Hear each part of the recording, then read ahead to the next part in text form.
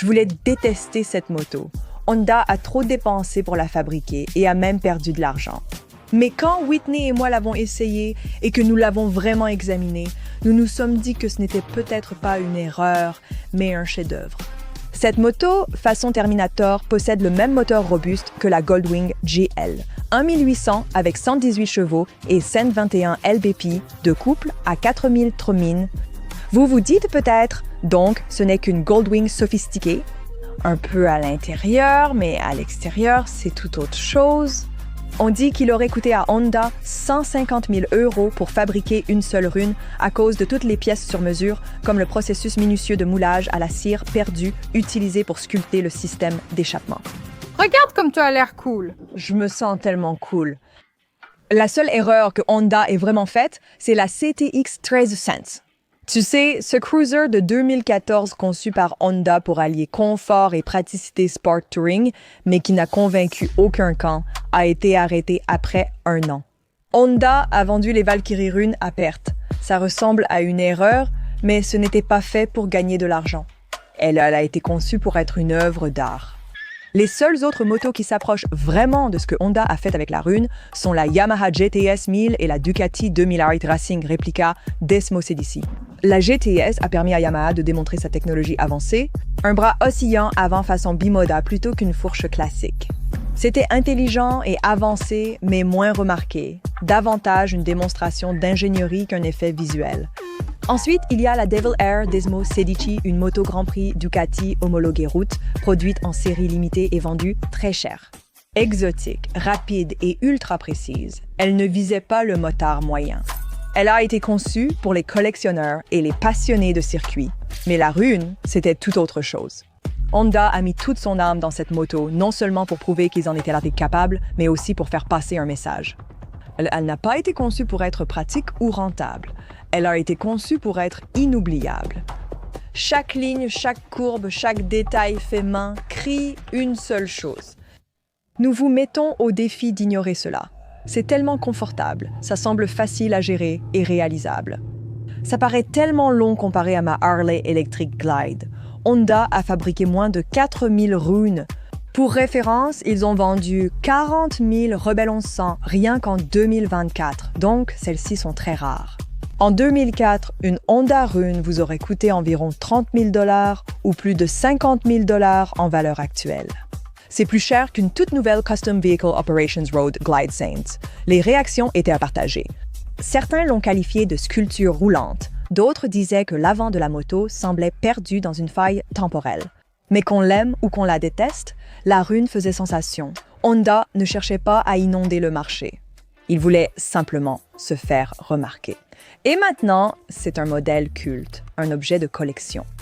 Elle est étrange, mais positivement.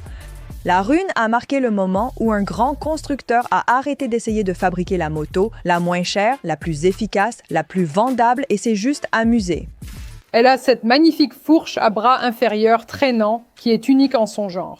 Je veux dire, elle a un look complètement fou, ce qui me dit que ça va être une conduite très douce. J'ai juste le pressentiment, je suis impatiente de la conduire car elle est très massive et je manque d'expérience avec des motos si grandes. Mais c'est Honda, non? Ils fabriquent des machines formidables, fiables et fluides, donc je ne vois pas pourquoi celle-ci ferait exception. D'accord, assez parlé. Maintenant, nous allons toutes monter ces motos incroyables sur lesquelles nous sommes. Whitney sera sur la Rune. Je serai sur la Boss Hoss, Maria sur la R8. Nos réactions pourraient ne pas être celles attendues.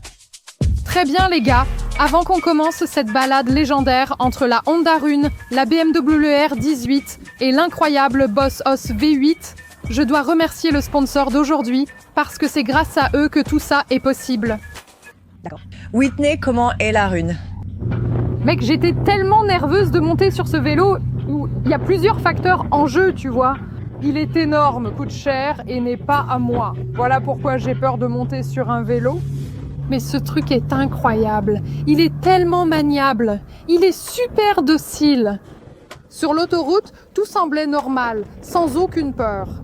Il y a aussi beaucoup de vent dehors et je n'ai pas été bousculée parce que ça fait 888 livres de pur chrome brut. Je conduis actuellement une Honda historique. Et la seule autre Goldwing que j'ai pilotée était la Raspberry Beret de Shade Tree. Oh oui, Celle-ci l'écrase complètement. Je prendrai celle-ci. Je choisirai la Honda Rune n'importe quel jour plutôt que la moto de Shade Tree. Cette moto est incroyable. Je suis vraiment surprise de voir à quel point il est relaxant de la conduire. J'aime aussi beaucoup la sensation d'être sur une sorte de hot rod rétro des années 50. Je pense qu'il y a au moins 1 mètre, voire 1,20 m entre ma poitrine et l'extrémité du phare, ce qui est fou. La Rune n'est pas issue d'une directive d'entreprise. Elle est sortie d'une sorte d'équipe secrète de Honda America, American Honda et Honda Research of America. Ils voulaient montrer qu'ils pouvaient dépasser le Japon en design. Avant la sortie de la Rune, Honda a conçu 3 concepts très différents, chacun plus extravagant que le précédent. Et au lieu de les garder enfermés dans une salle de réunion, ils ont fait quelque chose d'absolument inédit. Ils les ont présentés au salon de la moto Psycho World 2000 à Long Beach, Californie. Les modèles, nommés T1, T2 et T3, illustrent chacun une vision différente de la Rune. La T1 était une Valkyrie hot rod. Certaines de ses idées ont été adoucies et intégrées à la série VTX. La T3 était inspirée du dragster, construite autour d'un cadre tubulaire rond apparent. Mais c'est la T2 qui a enthousiasmé tout le monde. Elle avait un style moderne profilé des années 30, tout en courbe. Un style que le designer Martin Manchester nommait néo-rétro. Elle s'inspirait de l'art déco et des hot rods classiques, les transformant en créations sauvages et futuristes. En interne, cependant, Honda n'était pas sur la même longueur d'onde. Selon Masanori Aoki, chef de projet principal, beaucoup pensaient que la T1 gagnerait. Honda avait déjà lancé son développement. Mais lorsqu'ils ont présenté les 3 maquettes au salon Cycle World, quelque chose d'inattendu s'est produit. Le T2EP n'a pas seulement gagné, il a dominé avec 4 fois plus de retours positifs que tout autre design. La réaction a été si forte qu'Aoki a expliqué que beaucoup de membres japonais peinaient à comprendre l'enthousiasme général. Quoi qu'il en soit, Honda a écouté. Ils ont écarté l'option la plus sûre et approuvé presque tout, sauf la suspension avant à bras tirés très audacieuse, le bras oscillant unilatéral impressionnant et le cadre massif en aluminium coulé, digne d'une sculpture. Pour réussir, l'équipe de design américaine a dû contourner presque toutes les règles, convainquant même Honda Japon d'envoyer des pièces et moulages normalement non exportés. La Rune n'était pas simplement une moto de série au sens traditionnel, c'était un concept bike que l'on pouvait acheter. Tu adores ta moto.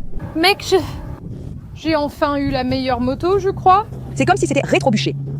Tu as enfin eu une moto et ce n'était pas stupide. Moi, j'ai eu la moto la plus stupide de tout ce voyage.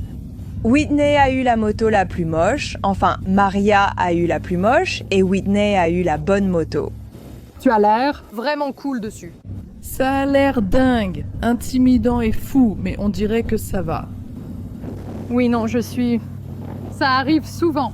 Tu te dis, oh mon Dieu, c'est le vélo de Sean, j'ai peur de le conduire. Je vais en prendre bien soin. Mais ensuite, tu montes dessus et tu te dis, oh, ce vélo se débrouille très bien tout seul. Je n'ai pas besoin de... Waouh, il n'a pas besoin de rien de... Moi. Regarde, un gars sur sa moto tout-terrain avec son petit chien qui le suit. Oh là là, quelle belle vie. C'est la plus belle chose que j'ai jamais vue. Les amis, je ne sais vraiment pas pourquoi j'étais aussi nerveuse à l'idée de faire du vélo. C'est vraiment un petit chiot. Je l'adore. Un grand merci à Honda d'avoir créé une moto aussi cool et d'avoir vraiment ravivé la passion qui vit en chacun de nous. YouTube te regarde et tu sais ce qu'ils disent, tu vas vraiment apprécier la vidéo, n'est-ce pas? Par ici.